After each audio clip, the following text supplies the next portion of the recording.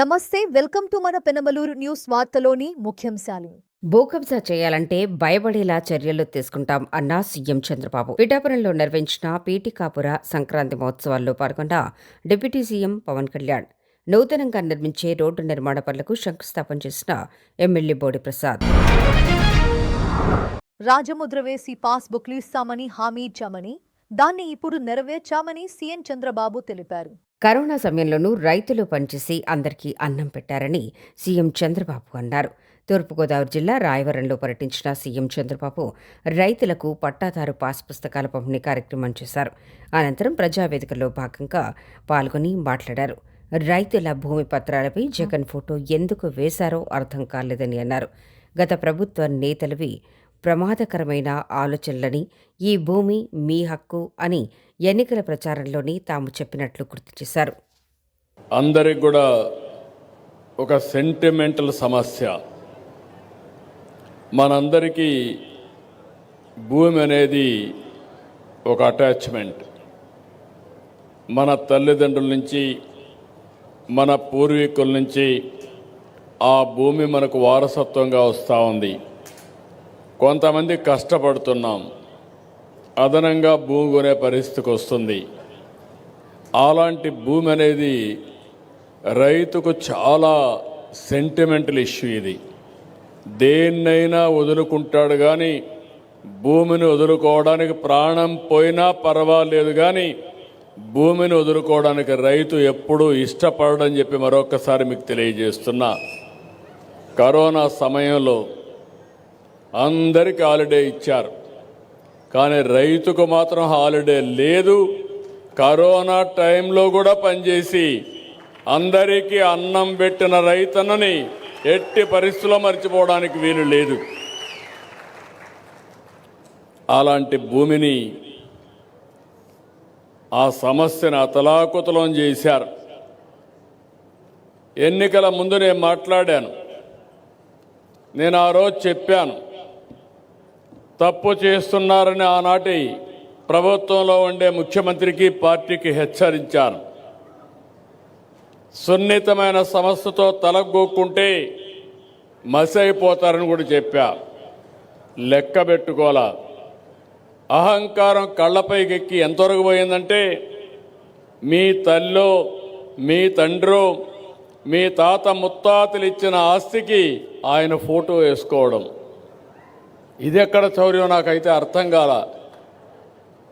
ఇంకో పక్కన మీరు ఒకసారి చూస్తే, మీ భూమి మీరు ఆ పొలంలో పోయి చూస్తే అక్కడ రాళ్లన్నీ సర్వే రాళ్లు పెట్టి ఆ సర్వే రాళ్లకు ఎనుబొమ్మ వేసుకోవడం. ఇది ఎక్కడ క్రేజో నాకైతే ఇప్పుడు కూడా అర్థం కావడంలా. ఏంటిది ఈ విచిత్రమైన ఆలోచన విధానం?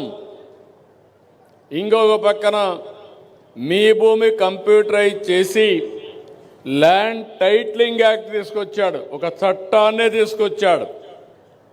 ఆ చట్టాన్ని తీసుకొచ్చి ఆ చట్టానికి అధిపతుల్ని ప్రైవేటు వ్యక్తులు పెట్టారు, గవర్నమెంట్ వాళ్ళు కాదు, ఎంఆర్ఓ కాదు.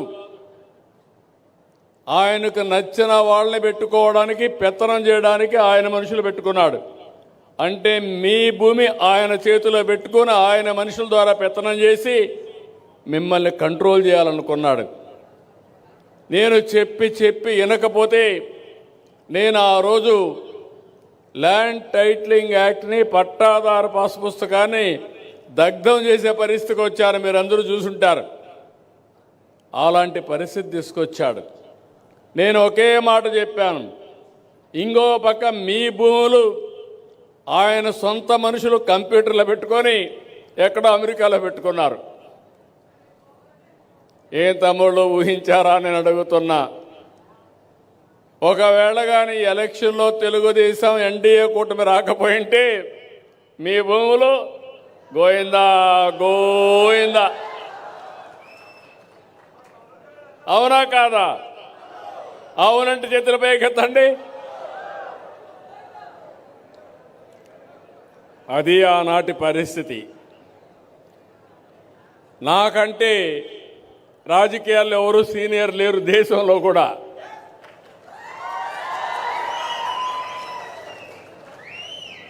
నేను చాలామందిని చూశాను. నిన్న మొన్న వచ్చిన వాళ్ళు ఇంత ప్రమాదకరమైన ఆలోచనలు చేశారంటే చాలా బాధ కలుగుతుంది. నేను ఆ రోజు ఒక హామీ ఇచ్చాను, మీకు గట్టిగా చెప్పాను, మీ ఆస్తులు మీకు భద్రత ఇది ఉండాలి, మీ భూమి మీ హక్కు వేరే వాళ్ళ ఫోటో ఉండడానికి వీలు లేదు, రాజముద్రతో మళ్ళీ మీకు పట్టాదారు పాస్ పుస్తకాలు ఇస్తానని చెప్పాను. అదే సమయంలో ల్యాండ్ టైటిలింగ్ యాక్ట్ రద్దు చేస్తానని చెప్పాను.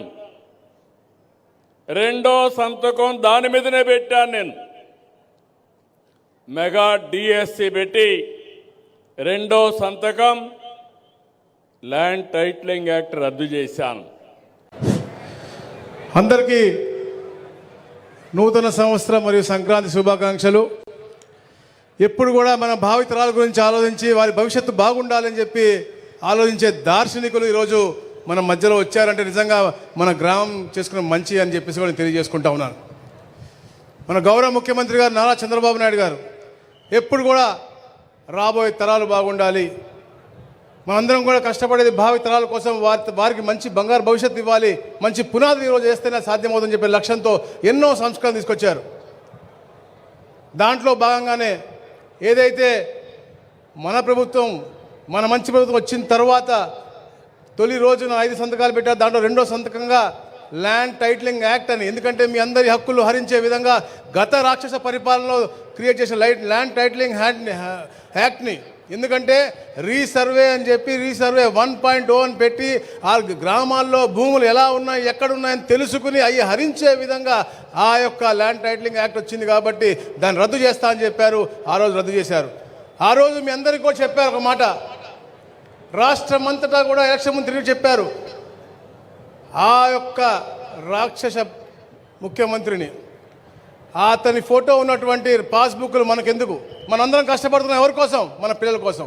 ఈ భూమి ఎవరు కష్టపడుతూ వచ్చింది, మీరో మీ తండ్రిలో తల్లో లేకపోతే మీ పూర్వీకులో, అవసరమైతే వాళ్ళ ఫోటో పెట్టుకుంటాం, కానీ అతని ఫోటో మనకు అవసరమని నేను అడుగుతా ఉన్నాను. అందుకనే అవి లేకుండా మంచి రాజముద్రతో, ఇప్పుడు చూసాం మన రాజముద్రను మన ముఖ్యమంత్రి గారు ఇచ్చారు, అలాంటి రాజముద్రతో అన్ని ఫ్యూచర్స్ కూడా పెట్టి మీకు ఎన్ని ఎక్స్టెంట్స్ ఉంటే అంత, అంటే మీరు కూడా మీరు ఎవరైతే పెద్ద పెద్దలు ఉన్నారో, పెద్దలు బాబాయిలు ఉన్నారు, అమ్మమ్మలు ఉన్నారు, అక్కలు ఉన్నారు, మీరు మీ పిల్లలు చూపించండి అది ఎంత పగడబందీగా ఈ యొక్క పాస్బుక్ తయారు చేశారంటే ప్రతి పేజ్లో మీ క్యూఆర్ కోడ్ ఉంది.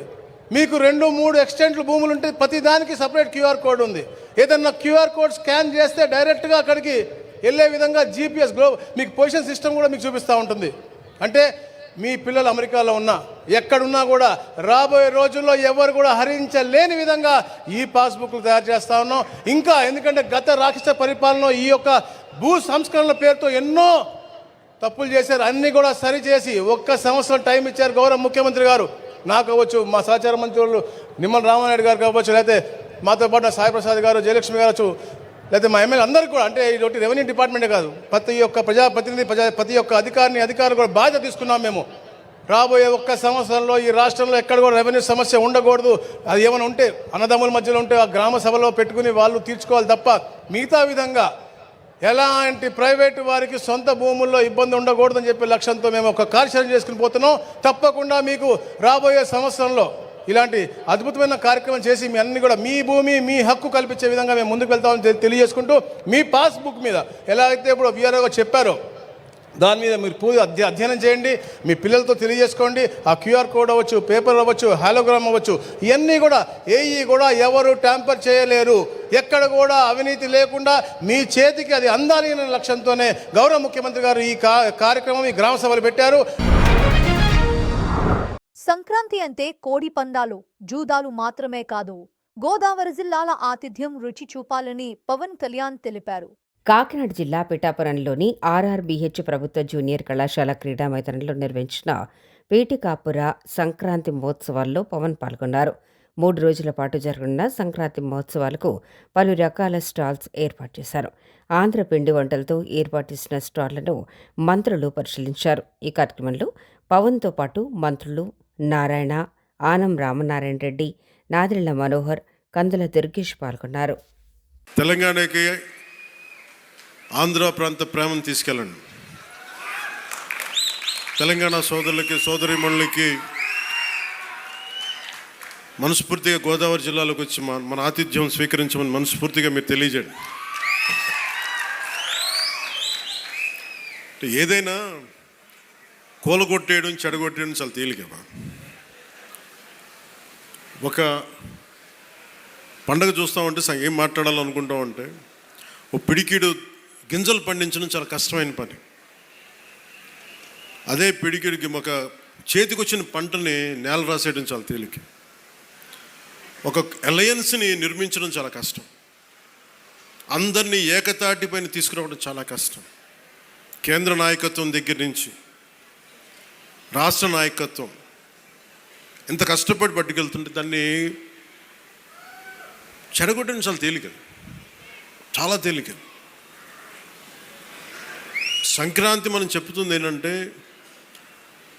ఒక చేతికి ఒక కష్టపడి సంవత్సరం ఒక 6 నెలలు కష్టపడి 4 నెలలు కష్టపడి పంట చేతికి వస్తే ఆనందం తాలూకు నిదర్శనమే సంక్రాంతి పండగ. మనకి ధాన్యం వచ్చింది, ధాన్యం అమ్మగా డబ్బులు వచ్చినాయి. ఈ రోజున మన హరిదాసులు కానీ ఇంతమంది జానపద కళాకారులకు కానీ మనం ఎందుకు ఇస్తాం ఇవన్నీ అంటే మా దగ్గర అబండెన్స్ ఉంది. మాకు ఒక 10 బస్తాలు పంట ఉంటే మేము 2 బస్తాలు పంచుతామని చెప్పడానికి. అది సంక్రాంతి తాలూకు నిదర్శనం. గత ప్రభుత్వంలో మీరు ఎంత ఖర్చు పెట్టారో ఒకసారి చూడండి. నేను గత ఏడాది 308 కోట్లతోటి పిఠాపురం అభివృద్ధికి మనం ఖర్చు పెట్టాం. మీరు చూడండి. అలాగే ఇప్పుడు 200, అది దాదాపు 60-70% పనులు అవుతున్నాయి, అయిపోయినాయి. ఇంకా 30% మిగిలినాయి. ప్రాబబ్లీ టార్గెట్ ఇచ్చింది మార్చికి అయిపోవాలి. ఇప్పుడు మనం 211 కోట్లతోటి అదనపు అభివృద్ధి కోసం మనం ముందుకు తీసుకెళ్తాం. సంక్రాంతి అంటే కేవలం కోడి పందాలు, పేకాట, జూదం దగ్గరికి పరిమితం అయిపోతే రాంగ్ ఇండికేషన్ వెళ్తుంది సొసైటీకి. ఇంకెక్కడ వెళ్ళాం మనం. అది మార్పు రావాలి అంటే, ఎందుకంటే మన సంస్కృతిని మనల్ని దేనికైతే అసలు మూలం ఎట్లా ప్రారంభం అది మర్చిపోయాం అనుకోండి, మర్చిపోతే అది దారి తప్పేస్తాం. అప్పుడు మీకు మెకాలే చెప్పినట్టుగా ఒకరిని దెబ్బ కొట్టాలి, ఒకరిని సంస్కృతిని దేశాన్ని వైపౌట్ చేయాలంటే ముందు వాళ్ళ సంస్కృతిని చంపేయడం. సో ఇది సంస్కృతి మూలాల్ని పరిరక్షించడానికి, మర్చిపోకూడదని చెప్పడానికే ఈ వేడుక ఈ రోజున పీఠిక. ఇది మొత్తం రాష్ట్రంలో ప్రతి నియోజకవర్గంలో ఇది అవ్వాలి. ఇది గోదావరి జిల్లాలో సంక్రాంతిని కోడిపందాలు ₹1 చేతులు మారుతాయి అనే మాట పోవాలి. సంక్రాంతి నుంచి భోగి మంటల్లో కలిపేయాలి. సరదాగా చేసుకుంటారో ఏం చేసుకుంటారో అది వేరే, కానీ అది మట్టుకు ప్రత్యేకంగా కనిపించకూడదు. ఇది ఆప్యాయతానురాగాల గురించి పంచే మనస్తత్వం గురించి చెప్పుకోవాలి. ఇందాక మనం చూసిన హరిదాసు కీర్తనల గురించి చెప్పుకోవాలి. గరగ నృత్యాలు, గంగిరెద్దులాటలు, కోలాటలు, భజనల గురించి చెప్పుకోవాలి.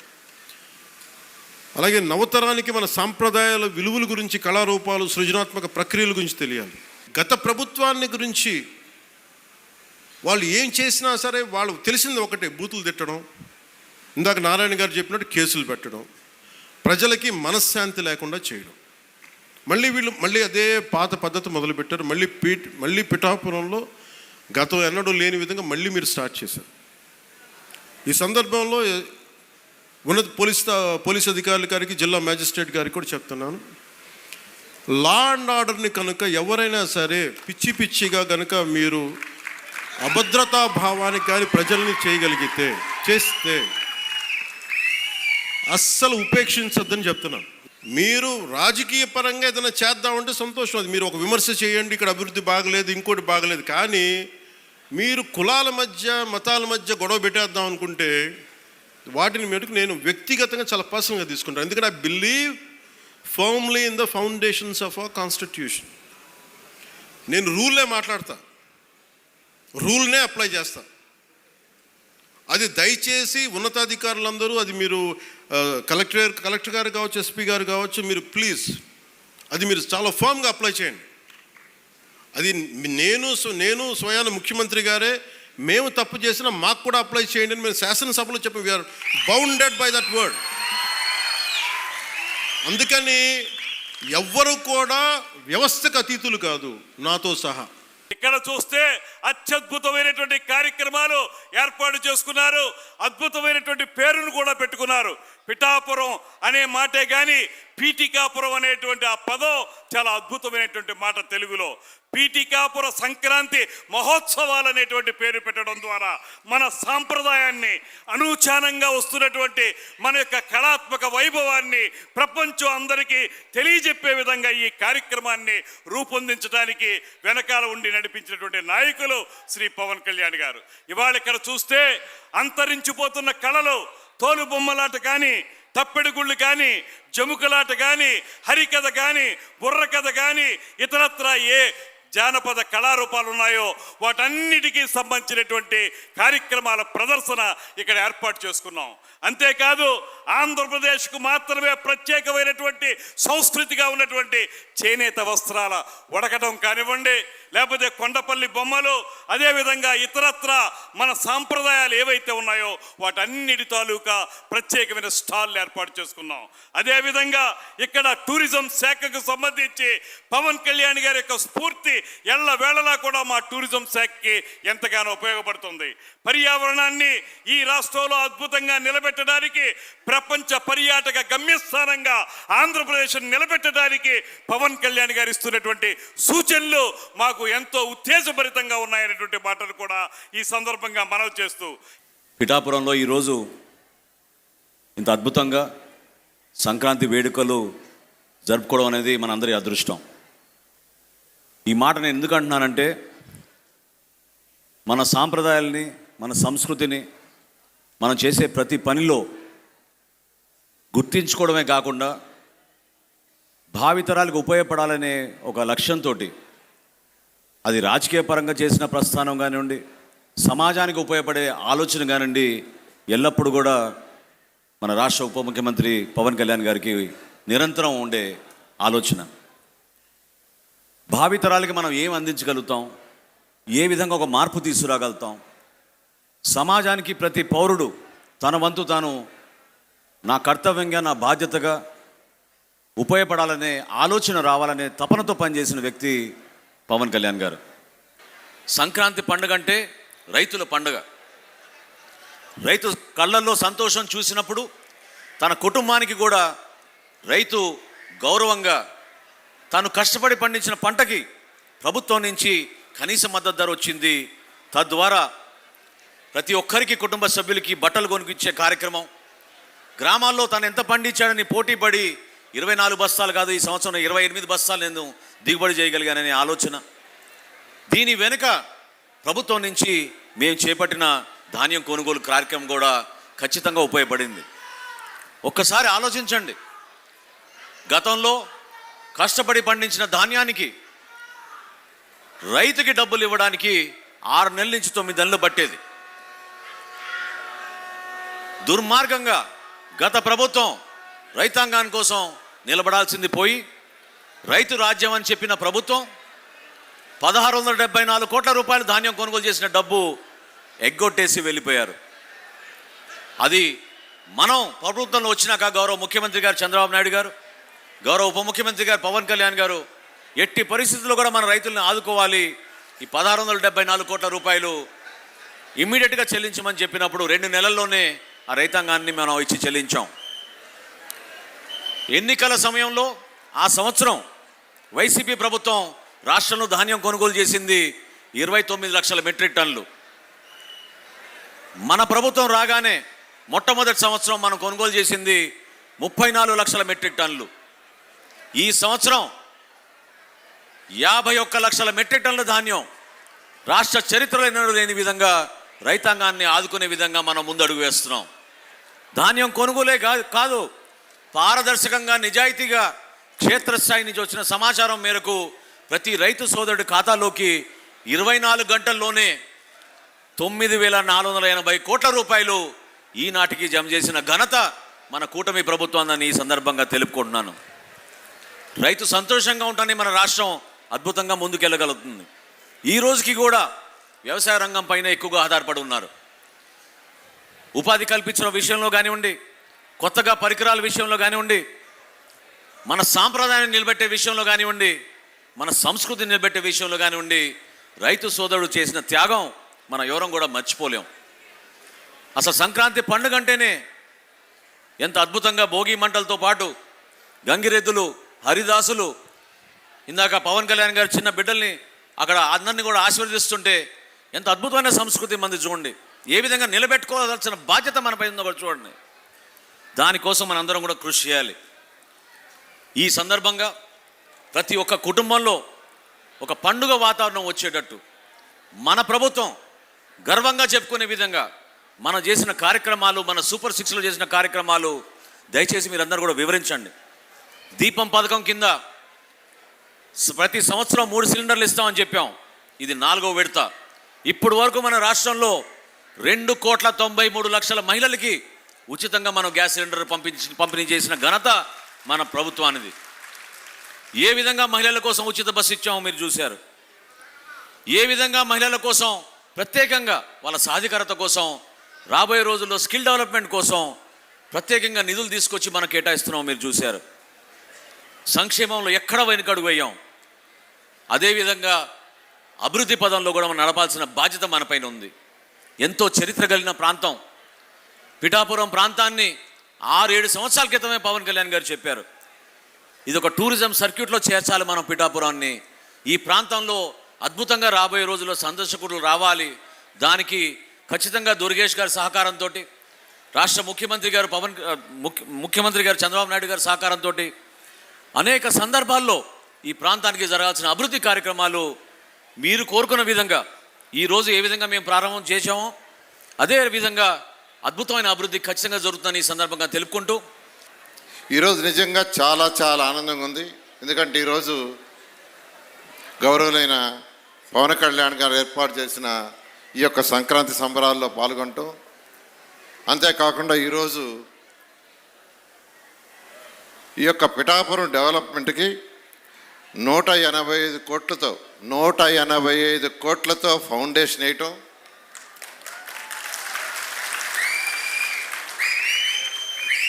₹26 కోట్ల ఇనాగరేషన్స్ అంటే పనులు పూర్తి చేసి ఇనాగరేషన్ చేయటం ఈరోజు జరిగింది. అటు రోడ్లు కావచ్చు, డ్రైన్స్ కావచ్చు, టెంపుల్స్ కావచ్చు, అనేక పనుల్ని ఈ విధంగా ఈరోజు వారి యొక్క ఆధ్వర్యంలో నా చేతుల మీద యాక్చువల్గా ఈ యొక్క కార్యక్రమాన్ని ఏర్పాటు చేసిన పవన్ కళ్యాణ్ గారికి మరొకసారి ధన్యవాదాలు తెలియజేస్తూ, ప్రతి ఒక్కరికి సంక్రాంతి శుభాకాంక్షలు. మీకు అందరికీ తెలుసు గత ప్రభుత్వం ఎలా పరిపాలన చేసిందో. అరాచక పరిపాలన. గత 5 సంవత్సరాలు ఈ రాష్ట్రంలో ప్రజాస్వామ్యం పోయింది. అటువంటి పరిస్థితుల్లో ఈ రాష్ట్రంలో ప్రజాస్వామ్యాన్ని పరిరక్షించాలని గౌరవనీయ పవన్ కళ్యాణ్ గారు ఎన్డీఏ కూటమి ఏర్పాటులో భాగస్వామ్యమై ఈ రాష్ట్రంలో ప్రజాస్వామ్యాన్ని పునరుద్ధరించడం జరిగింది. అది చేయటం వల్ల ఈరోజు మనందరం ఊపిరి పీల్చుకొని ఉంటున్నాం. లేదంటే ప్రతిరోజు ఉదయం ఎవరిని అరెస్ట్ చేస్తారా, ఎవరిని జైల్లో పెడతారా, ఎవరిని పోలీస్ స్టేషన్ తీసుకుపోతారా, అదే ఉండింది. ఈరోజు ఎక్కడ లేదు. ఈ రాష్ట్రం అంతా ప్రజలు చాలా ప్రశాంతంగా ఎవరి పనులు చేసుకుంటున్నారు, ఎవరి వ్యాపారాలు చేసుకుంటున్నారు, ఎవరి ఉద్యోగాలు చేసుకుంటున్నారు. అదేవిధంగా ఈరోజు గౌరవనీయ ముఖ్యమంత్రి గారు నారా చంద్రబాబు నాయుడు గారు, అదేవిధంగా గౌరవనీయ డిప్యూటీ సీఎం పవన్ కళ్యాణ్ గారు అటు కేంద్రం యొక్క సహాయంతో ప్రైమ్ మినిస్టర్ గారితో ఎప్పటికప్పుడు సంప్రదించి ఈ రాష్ట్రంలో అటు సంక్షేమాలు, అభివృద్ధి ఈ రెండింటినీ సమానంగా చూస్తూ 2 కళ్ళుగా భావిస్తూ ఈరోజు రాష్ట్రాన్ని ముందుకు తీసుకుపోతున్నారు. సంక్రాంతి పండుగ సందర్భంగా సౌకర్యవంతమైన ప్రయాణాలకు నూతన రోడ్ల నిర్మాణాలు చేపడుతున్నామని రోడ్డు శంకుస్థాపన కార్యక్రమంలో ఎమ్మెల్యే బోనే ప్రసాద్ అన్నారు. పెర్మలూరు నియోజకవర్గం పెర్మలూరు మండలం గోశాల గ్రామంలో గోశాల, వణుకూరు, మద్దూరు, కాసరనేని వారిపాలెం గ్రామాల ప్రజలకు ఉపయోగకరంగా ప్రయాణ సౌకర్యాలు కల్పించాలని కూటమి ప్రభుత్వం ముఖ్యమంత్రి నారా చంద్రబాబు నాయుడు ఆధ్వర్యంలో కోట్ల రూపాయల నిధులు మంజూరు చేయక ఈరోజు శంకుస్థాపన చేసి నిర్మాణాన్ని ప్రారంభించడం సంతోషంగా ఉందని ఎమ్మెల్యే బోడి ప్రసాద్ అన్నారు. దాదాపుగా 3 గ్రామాల ప్రజలు గోసాల, మద్దూరు, కాసరనేని వారిపాలెం ఈ 4 గ్రామాలకి సంబంధించిన ప్రధాన రహదారి దాదాపు 10 సంవత్సరాల నుంచి ప్రజలందరూ కూడా చాలా ఇబ్బంది పడుతూ ఉన్నారు. గతంలో తెలుగుదేశం పార్టీ ప్రభుత్వం అధికారంలో ఉన్నప్పుడు చివరిలో నిధులు మంజూరు చేయడం జరిగింది. కానీ తర్వాత ప్రభుత్వంలో అవి క్యాన్సిల్ అవ్వటం, గత ప్రభుత్వంలో ఒక్కడుగు కూడా ముందుకు పడకపోవటం, మళ్ళీ తిరిగి కూటమి ప్రభుత్వం వచ్చిన తర్వాత సంవత్సరన్నర కాలం కూడా ప్రజలు తీవ్ర ఇబ్బందులకు గురయ్యారు. నేను కూడా ఈ యొక్క రోడ్డు అభివృద్ధికి అనేక సార్లు ముఖ్యమంత్రి గారి దృష్టికి, మంత్రి గారి దృష్టికి తీసుకెళ్లడం జరిగింది. రాష్ట్రంలో ఉన్న ఆర్థిక పరిస్థితుల దృష్ట్యా ఈ 1 సంవత్సరన్నర కాలం ఆలస్యమైంది. కానీ ఉన్న రహదారి అభివృద్ధి చేయడానికి గతంలోనే ఎప్పుడో అయ్యేది. కానీ నేను దీన్ని వెడల్పు చేసి మద్దూరు దాకా కూడా విస్తరించాలి అని చెప్పేసి నేను తీవ్ర ప్రయత్నం చేశాను. దానివల్ల ఈ 1 సంవత్సరన్నర కాలం కూడా లేట్ అయింది. అయితే ఈరోజు ముఖ్యంగా 1 కిలోమీటరు ఎన్ఆర్జీఎస్ నిధుల ద్వారా 5 మీటర్ల రోడ్డుని 5.5 మీటర్స్ ని ఇక్కడ శంకుస్థాపన చేయడం జరిగింది. ఇంకొక 4 కోట్ల రూపాయలు ఒక 2-3 రోజుల్లో టెండర్లు పిలవటం జరుగుతూ ఉంది. బందర్ రోడ్ నుంచి వణుకూరు ఊరు చివరి వరకు 7 మీటర్ల రోడ్డుగా టెండర్లు పిలుస్తా ఉన్నాం. అంటే స్ట్రెంథనింగ్ అండ్ వైడనింగ్. ఇది కూడా స్ట్రెంథనింగ్ అండ్ వైడనింగ్. ఇవి కాకుండా ఇంకొక 2 కోట్ల రూపాయలు ఈ పండగ లోపో లేకపోతే ఈ నెలలోనో జీవో రాకపోతా ఉంది. అంటే పూర్తి స్థాయిలో ఈ రోడ్డు అభివృద్ధికి మొత్తం 7 కోట్ల రూపాయలు నిధులు కేటాయించడం జరుగుతూ ఉంది. దీన్ని టెండర్లు పిలిచి ఈ రోజు మొదటి అడుగు వేయడం జరిగిందని ఈ సందర్భంగా తెలియజేస్తా ఉన్నా. వార్తలు ముగించే ముందు ముఖ్యాంశాలు మరోసారి. భూకబ్జా చేయాలంటే భయపడేలా చర్యలు తీసుకుంటాం అన్న సీఎం చంద్రబాబు. పిఠాపురంలో నిర్వహించిన పీఠికాపుర సంక్రాంతి మహోత్సవాల్లో పాల్గొన్న డిప్యూటీ సీఎం పవన్ కళ్యాణ్. నూతనంగా నిర్మించే రోడ్డు నిర్మాణ పనులకు శంకుస్థాపన చేసిన ఎమ్మెల్యే బోడి ప్రసాద్. వార్తలు ఇంతటితో సమాప్తం.